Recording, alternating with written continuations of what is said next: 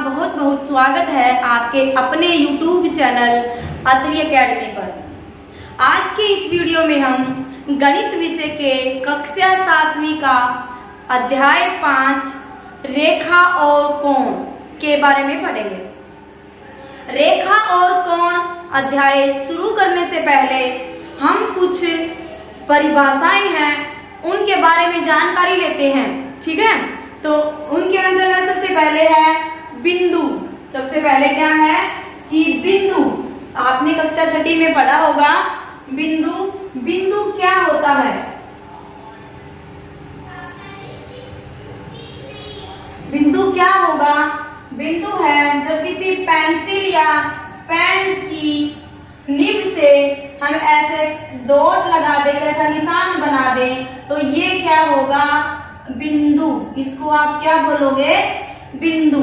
और बिंदु किसी भी विषय वस्तु की अवस्थिति को दर्शाने के लिए प्रयोग किया जाता है। बिंदु का हम प्रयोग कब करते हैं? किसी विषय वस्तु की अवस्थिति। इसका मतलब क्या हुआ? इसका मतलब ये हुआ, जैसे हमारे सामने है ये इंडिया का मैप है। हमने कहा कि दिल्ली कहाँ है? दिल्ली मतलब आप जब यहाँ दिखाओगे कि इंडिया का मैप में दिल्ली यहाँ है, तो ये क्या है? अवस्थिति, जिसको हम इंग्लिश में बोलते हैं लोकेशन। अवस्थिति क्या होती है? लोकेशन। कि कोई भी जगह कहाँ पर है यह दिखाने के लिए हम किसका प्रयोग करते हैं? बिंदु का। जैसे हमने कहा इसमें कोण कहाँ लिखा हुआ है, तो कोण ये, तो ये क्या है? तो बिंदु। बिंदु की सहायता से हमने बताया कि कोण यहाँ पर लिखा हुआ है, तो ये हो गया बिंदु। इसके बाद है आपके पास रेखा। रेखा, रेखाखंड और किरण, ये 3 चीजें हैं। सबसे पहले हम बताएंगे रेखा क्या होती है। क्या है ये? रेखा। रेखा है ये क्या होगी? ये रेखा एक सीधी लाइन। रेखा किसको बोलते हैं? एक सीधी लाइन को हम क्या बोलेंगे? रेखा। और वो सीधी लाइन दोनों दिशाओं में अनंत तक चलती रहेगी, जो दोनों तरफ बढ़ती रहे, रुके ही ना, वो क्या होती है? रेखा। ये आपके पास दाईं तरफ भी और बाईं तरफ भी दोनों तरफ सीधी लाइन, सीधी रेखा चल है, सीधी ये चलती रहेगी और किसी भी दिशा में नहीं रुकती। कहाँ तक चलती है ये? अनंत तक चलने वाली जो सीधी रेखा है, सीधी जो लाइन है, उसको क्या बोलोगे आप? रेखा बोलेंगे। क्या बोलेंगे? रेखा।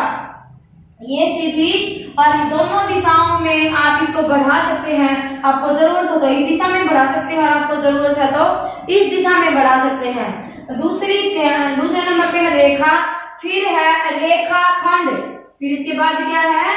रेखाखंड। रेखाखंड क्या है? रेखा का खंड, खंड मीन्स हिस्सा, भाग। रेखा का कुछ हिस्सा क्या कहलाता है? रेखाखंड। जैसे ये रेखा है, इसका हमने कुछ हिस्सा काट लिया, मानो यहाँ से यहाँ तक का ये हिस्सा ले लिया, तो ये क्या बन गया? रेखाखंड। रेखा का आपको कोई भी छोर पता नहीं होता, ये दोनों तरफ चलती रहती है या दोनों तरफ बढ़ती रहती है, तो वो होती है रेखा। लेकिन रेखाखंड है, रेखाखंड का आपके पास ये शुरुआत का बिंदु और अंतिम बिंदु दोनों पता होते हैं कि यहाँ से शुरू हुआ और यहाँ पे रुक गया। और आप रेखा को कैसे दर्शाओगे? ये आपने ए बी ले ली और ये रेखा है, तो आप लिखोगे ए बी और उसके ऊपर चिन्ह लिखोगे किसका? रेखा का। दोनों तरफ बढ़ाएंगे, ठीक है। और रेखाखंड को आप कैसे लिखोगे? आपने रेखाखंड लिया ए बी और इसको क्या कर दिया? यहीं पे रोक दिया, इस पे किसी तरफ भी तीर का निशान नहीं होगा, तो ये बन गया रेखाखंड। तीसरा है इसी में किरण। किरण क्या होती है?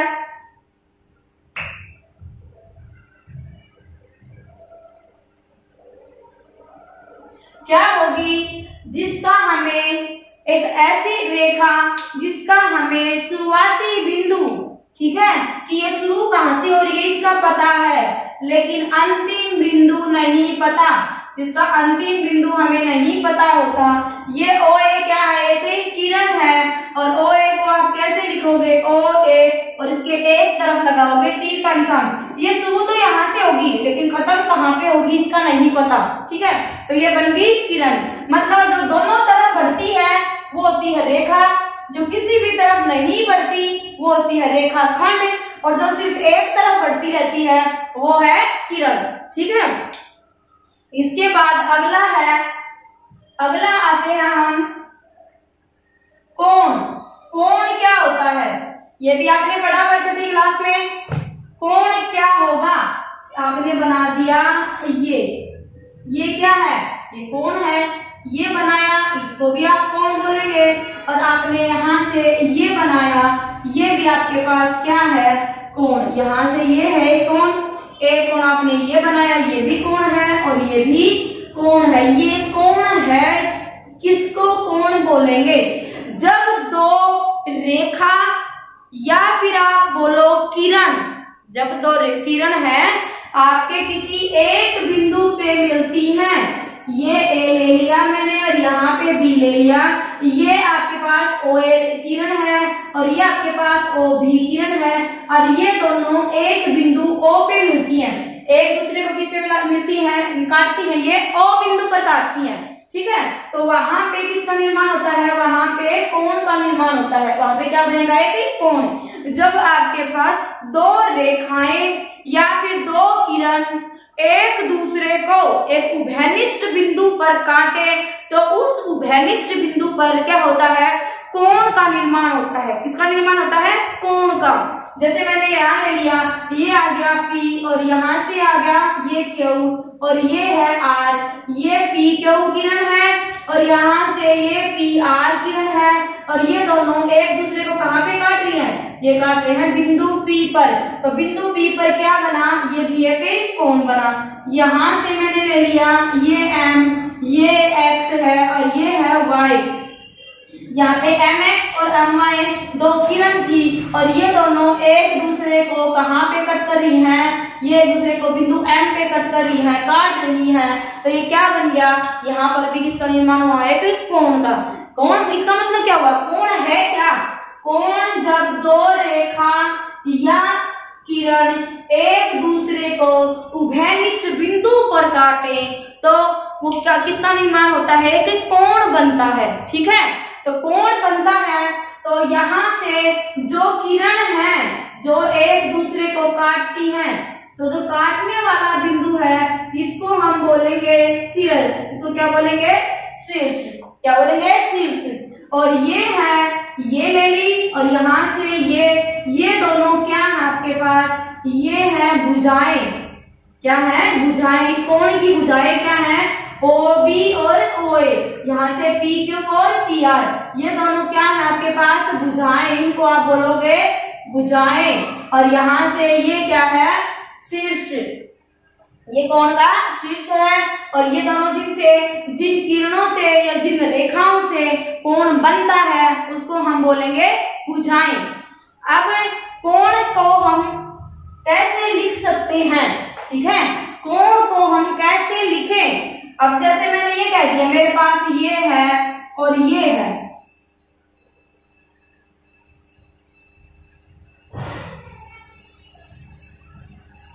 PQRS। जैसे मैं ये लिख दूं, इसको बनाने की बजाय मैंने ये लिख दिया। मुझे बताना है ये कोण कितने का है, 60 डिग्री का, और ये वाला कोण है ये 30 डिग्री का, मुझे ये बताना है। तो इस चीज को आप कैसे लिखोगे कि कोण का माप है, उस कोण के माप को लिखेंगे कैसे, ठीक है, कैसे लिखेंगे।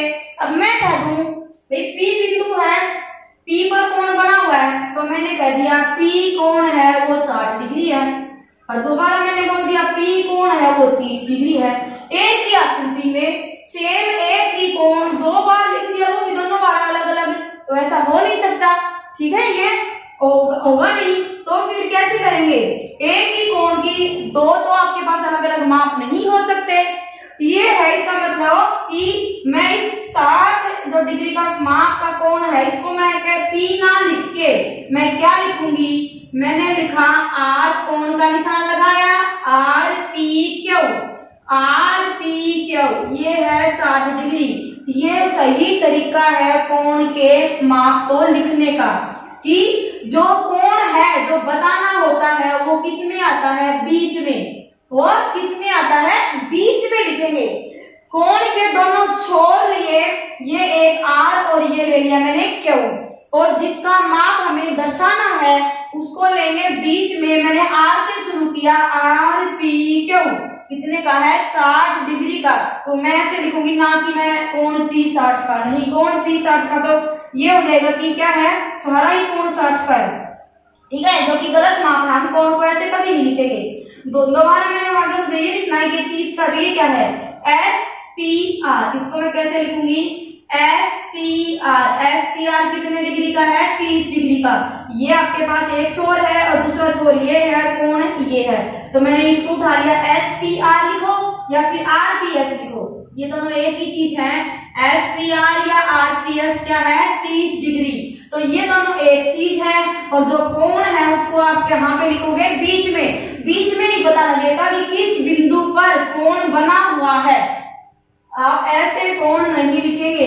ये कोण लिखने के जो तरीका है वो क्या है गलत तरीका, और जो ये लिखे हैं ये है आपके पास सही तरीका, ठीक है। जो आप मापते हैं कोण, उस कोण को बीच में लिखेंगे और उसके दोनों छोर हैं उनको लिखेंगे आप उसके एक दाईं तरफ और दूसरा बाईं तरफ। ये है कोण लिखने का, कोण के माप लिखने का सही तरीका। अब माप के आधार पर कोण के प्रकार,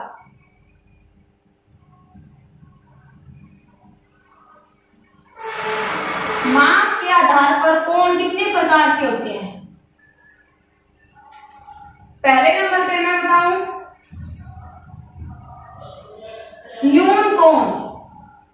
न्यून मतलब कम, न्यून का मतलब क्या होता है कम। दूसरे पे बताऊंगी मैं समकोण। तीसरे पे अधिक कोण। न्यून कोण मैंने उठाया 90 डिग्री। 90 डिग्री से कम के जो कोण होंगे वो होंगे न्यून कोण। 90 डिग्री से कम के, जैसे 30 डिग्री आ गया, 15 डिग्री आ गया, या से 60 डिग्री आ गया, 45 डिग्री आ गया, 75 डिग्री आ गया, ये हैं सारे किसके उदाहरण हैं न्यून कोण के। 90 डिग्री से कम माप वाले सारे कोण क्या होते हैं न्यून कोण। फिर है समकोण।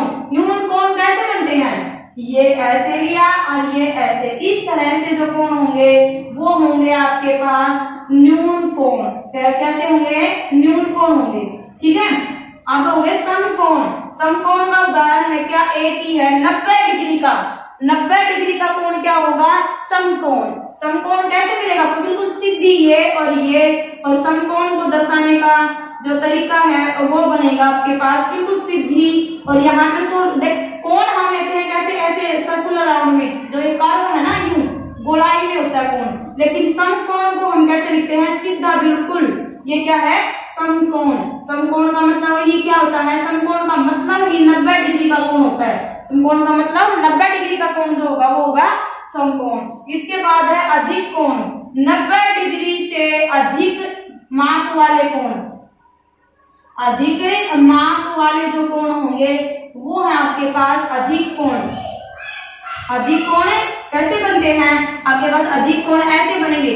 ये तो 90 डिग्री का है, तो 90 डिग्री से कम वाला तो बन गया न्यून कोण, और इससे ज्यादा वाले मतलब यहाँ पर भी हो सकते हैं, ऐसा भी बन जाए। ये ले लिया ए या ये ले लिया मैंने एम और ये ले लिया बी, तो इस तरह का जो मेजरमेंट होगा, इस तरह का जो माप होगा उसको आप क्या बोलोगे अधिक कोण। चाहे ऐसे बना लो, ये है और ये जो ये वाला माप है ये बनेगा आपके पास अधिक कोण। 90 डिग्री का तो सीधा बनता, इससे ज्यादा वाले जो भी कोण बनेंगे ये क्या है, दोनों उदाहरण है अधिक कोण के।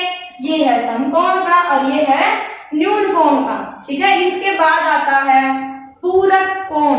ये न्यून कोण के प्रकार तो आपने छठी क्लास में भी पढ़े होंगे, न्यून कोण, अधिक कोण, समकोण, ठीक है। और कोण किसे कहते हैं ये तो है आपका छठी क्लास तक का। इसके बाद अब आया है पूरक कोण। ये दो नाम है इनका ध्यान रखना। क्या है, पहला पूरक कोण। पूरक कोण क्या होते हैं?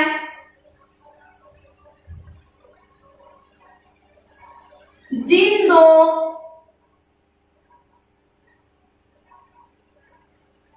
कोणों का माप 90 डिग्री हो उन्हें पूरक कोण कहते हैं। कौन से कोण कहते हैं ये? पूरक कोण। कैसे हैं पूरक कोण? जिन दो कोणों का माप 90 डिग्री हो, कोणों का एक युग्म जिनको हम जोड़े तो क्या आए? 90 डिग्री आ जाए, वो होंगे पूरक कोण। अच्छा, पूरक कोण है तो मैंने कहा है दो कोण है। मान लिया मैंने एक ये कोण ले लिया और ये कोण है 30 डिग्री का। ये कितने का कोण है? 30 डिग्री का।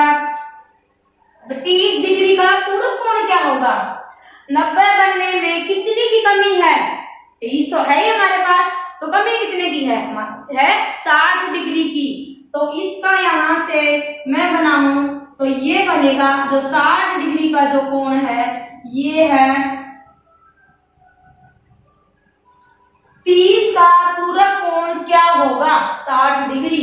30 डिग्री का पूरक कोण 60 डिग्री और 60 डिग्री का पूरक कोण 30 डिग्री। मतलब जो पूरक कोण होते हैं वो एक कोण दूसरे कोण का भी पूरक होगा।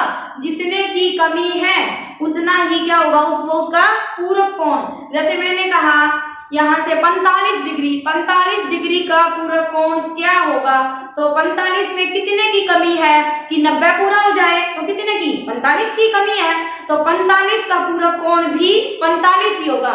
तो ये जो 45 है ये इसमें दोनों पूरक कोण क्या है? एक दूसरे के समान है। तो आप ये भी ले सकते हो, आपसे ऐसा सवाल आ सकता है आपके उसमें पेपर में कि एक ऐसा पूरक कोण बताइए जो क्या हो? दोनों समान हो। तो कितने के बनेंगे? 45 का कोण है वो पूरक होगा, उसके पूरक कितना होगा? 45 का ही होगा। तो ये बन गया आपके पास पूरक कोण। याद रखना, पूरक जो कोण होते हैं वो कोण खुद भी एक दूसरे के पूरक होते हैं और जिन दो कोणों का जोड़ 90 डिग्री हो वो होंगे आपके पास पूरक कोण। अब इसी से मिलता जुलता दूसरा नाम है समपूरक कोण। इसे मिलता जुलता दूसरा क्या है? समपूरक कोण।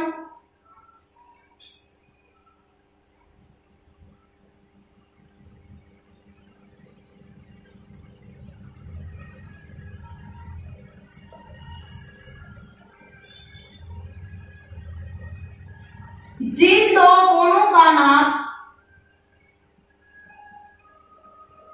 जिन दो कोणों का माप 180 डिग्री हो उन्हें समपूरक कोण कहते हैं। उन्हें क्या कहते हैं? समपूरक कोण। समपूरक कोण कहते हैं।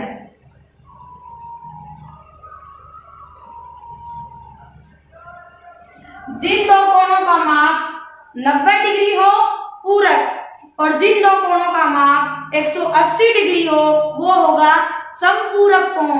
मतलब यहां से समपूरक कोण में मैं उदाहरण लूं, एक मैंने ले लिया 75 डिग्री का, तो दूसरा क्या बनेगा? 180 में से 75 को हम घटाएंगे तो दूसरा क्या बनेगा? 105 डिग्री का। क्या बनेगा? 105 डिग्री का। मैंने कहा 75 का समपूरक कोण क्या होगा? 105 डिग्री। 105 का समपूरक कोण क्या होगा? 75 डिग्री।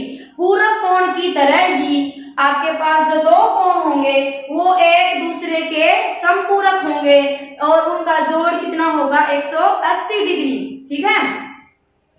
और जब आपके पास पूरक कोण है, जो मैंने लिया पूरक कोण, क्या करवाया? पूरक कोण। पूरक कोण में जोड़ कितने का होना चाहिए? 90 डिग्री का। 90 डिग्री का होने का मतलब क्या है? जो पूरक कोण है जो और जिनके दो कोणों से मिलके पूरक बनेगा वो दोनों ही क्या होंगे? न्यून कोण। दो न्यून कोण मिलके क्या बनाएंगे? पूरक कोण। क्या बनाएंगे? पूरक कोण।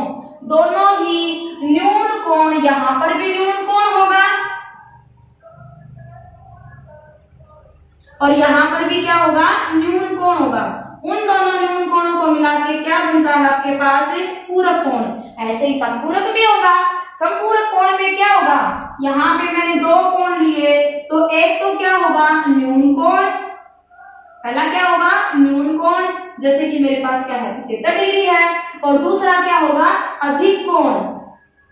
दूसरा क्या होगा, अधिक कोण। एक न्यून है तो दूसरा क्या बनेगा, अधिक कोण। इसमें तो दोनों ही, पूरक में तो दोनों ही कोण कैसे होंगे, न्यून कोण। और समपूरक में क्या होंगे, या तो दोनों क्या हो, समकोण भी हो सकते हैं, 90 जमा 90 180, या तो वो क्या होंगे, समकोण दोनों, या एक न्यून कोण और एक अधिक कोण। ठीक है। अब इसमें अगर आपके पास ये आ जाए कि आप जो संपूरक कोण है, संपूरक कोण में दोनों कोण कैसे होंगे, तो आप क्या कहोगे, या तो दोनों ही कोण क्या होंगे, समकोण होंगे, या एक न्यून कोण होगा तो दूसरा क्या होगा, अधिक कोण। अगर दोनों ही अधिक कोण हो तो, दोनों ही अधिक कोण हो तो संपूरक कोण नहीं बनेगा। कैसे, अधिक कोण का एक उदाहरण ले लो, अधिक कोण ले लिया एक और दूसरा भी अधिक कोण ले लिया, तो देखें एक बार, अधिक कोण का मतलब, आप अधिक कोण क्या होता है, 90 डिग्री से ज्यादा का कोण। अगर मैं 90 डिग्री से एक भी ज्यादा ले लूं, मैंने ले लिया 91 डिग्री और दूसरा भी ले लिया कम से कम है 91 डिग्री, आपके पास दोनों को जोड़ा तो कितना बन गया, 182 डिग्री। तो दोनों अधिक कोण लेने से क्या बना, क्या बन जाएगा आपके पास, संपूरक कोण नहीं होगा, क्योंकि संपूरक कोण में दोनों कोणों के युग्म से हमें कितना मिलना चाहिए, 180 डिग्री। तो दोनों अधिक कोण नहीं हो सकते संपूरक कोण में। ठीक है, या एक अधिक कोण तो दूसरा न्यून कोण, ये जरूरी है। और या फिर दोनों ही क्या हो, समकोण हो। इसके बाद अगला हम पढ़ेंगे, अगला है आसन्न कोण। आसन्न कोण क्या होता है, पहले तो आसन्न कोण कैसे बनेगा,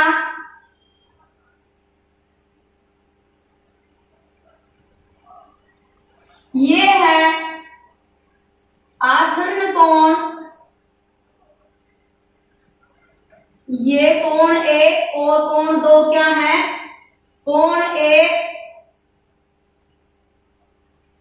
और कोण दो क्या है, आसन्न कोण।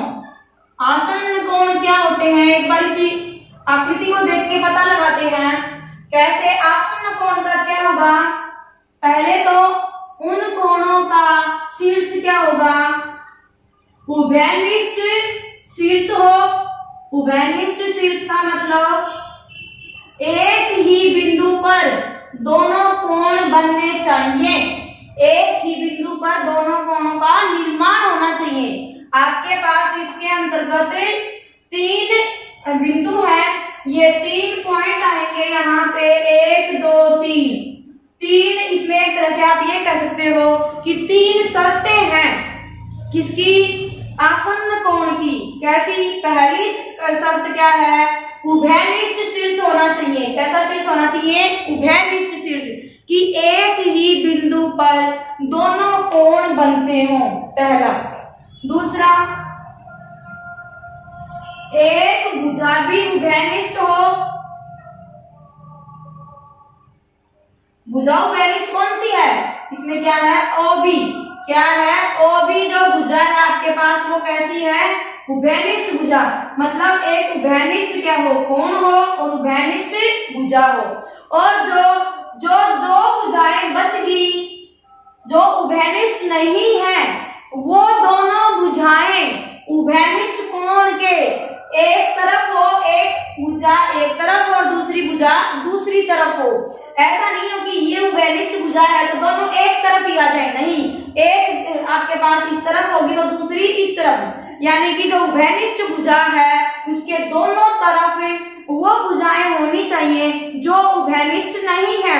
उभयनिष्ठ का भी कॉमन, एक इसके पास क्या हो, उभयनिष्ठ शीर्ष होना चाहिए, एक भुजा उभयनिष्ठ होनी चाहिए, और जो दो भुजाएं उभयनिष्ठ नहीं है वो उभयनिष्ठ भुजा की एक एक तरफ होनी चाहिए। अगर ये तीन शर्तें पूरी होती हैं, तीसरी है जो दो भुजाएं उभयनिष्ठ नहीं है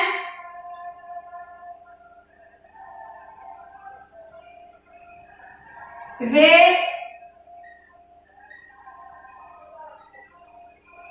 उभयनिष्ठ भुजा के एक एक तरफ होनी चाहिए।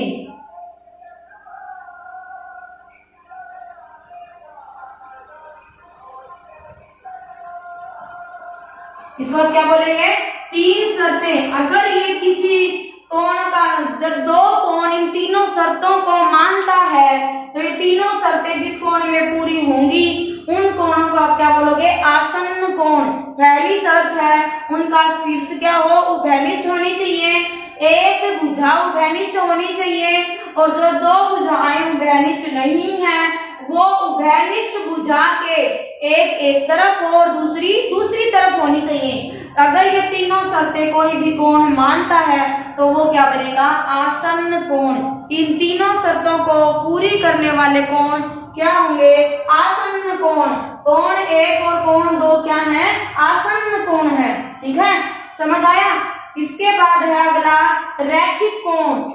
रैखिक नाम से ही पता लग रहा है, रेखा मतलब, रेखा का इसमें मतलब आएगा इस तरह से बना कोण,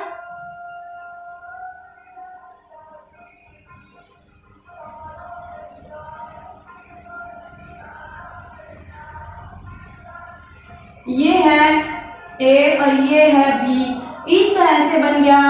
ये है कोण एक और ये है कोण दो। कोण एक और कोण दो क्या है? और कोण दो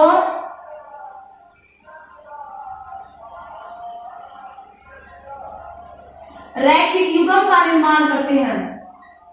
रैखिक युग्म बोलेंगे, रैखिक कोण नहीं, रैखिक युग्म। क्या होगा? रैखिक युग्म। रैखिक युग्म क्या होते हैं? दो आसन्न कोण, मतलब वो आसन्न कोण की तीनों शर्तों को माने।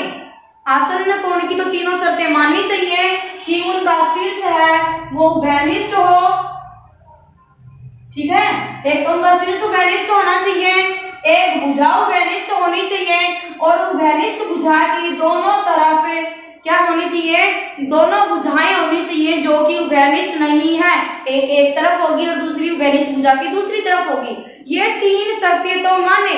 इसमें एक चौथी शर्त और आ गई। नई शर्त क्या है? चौथी कि जो भुजाएं उभयनिष्ठ नहीं है वो क्या करे? एक किरण का निर्माण करें, मतलब एक किरण का निर्माण करें। यहाँ से एक क्या बननी चाहिए? रेखा बोल दो आप, यहाँ से किसका एक रेखा बने, मतलब जो इनके पास जो उभयनिष्ठ भुजाएं नहीं है वो दोनों मिलके क्या बनाए? एक सीधी रेखा बनाए। उसको आप क्या बोलोगे? रैखिक युग्म। मतलब आपके पास ये ऐसे लिया और इस तरह से लिया। ये तो है आसन्न कोण। कोण एक और कोण दो क्या है? आसन्न कोण। और रैखिक युग्म में क्या होते हैं? दोनों क्या होंगे? आसन्न कोण होंगे। ऐसे कोण होंगे? आसन्न कोण होंगे। लेकिन उन आसन्न कोणों की जो भुजाएं हैं जो कि उभयनिष्ठ नहीं है उनसे क्या होना चाहिए? उनसे एक सीधी रेखा बननी चाहिए। मतलब इस तरह से नहीं बने, यहाँ से ये ऐसे बन जाएगी तो ये क्या बन जाएगा? रैखिक युग्म। कोण एक और कोण दो मिलकर क्या बनाएंगे? रैखिक युग्म। मतलब जो दो भुजाएं उभयनिष्ठ नहीं है आसन्न कोण की, उन दोनों भुजाओं से आपके पास जब एक रेखा का निर्माण हो जाएगा तो वो क्या होगा? रैखिक युग्म। इसके बाद है शीर्षाभिमुख कोण। शीर्षाभिमुख कोण क्या होता है?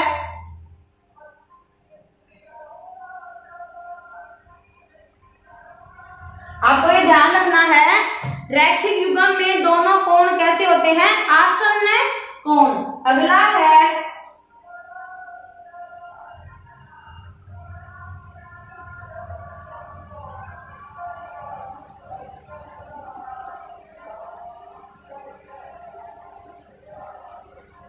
शीर्षाभिमुख कोण। क्या होंगे?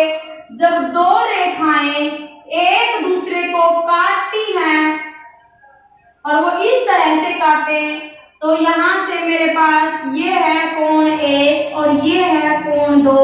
कोण एक कोण दो दोनों क्या है, शीर्षाभिमुख कोण है। एक दूसरे की क्या है, एक दूसरे की अपोजिट मतलब उल्टी, उसमें एक दूसरे की उल्टी डायरेक्शन में हो, यानी कि एक इधर है तो दूसरा इधर हो, एक इस तरफ है तो दूसरा उस तरफ हो, शीर्षाभिमुख कोण होंगे। इनकी ए यहाँ से जो यहाँ पे दो रेखाएं काटती हैं और यहाँ पे जो काटे का निशान बनता है उस पे जो दो कोण होंगे, ये कोण इसका क्या होगा, शीर्षाभिमुख कोण। कोण एक और कोण दो क्या होंगे, शीर्षाभिमुख कोण।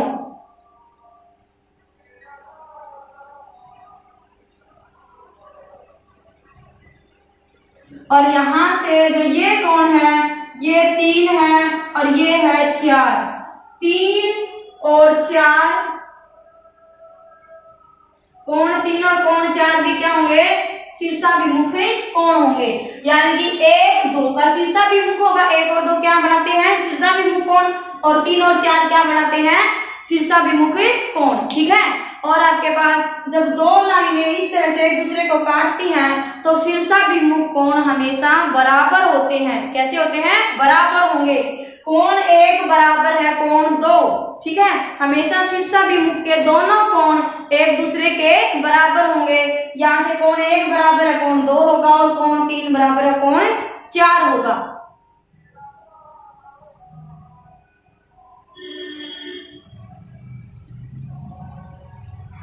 अब इससे अगले वीडियो में हम हल करेंगे प्रश्नावली 5.1।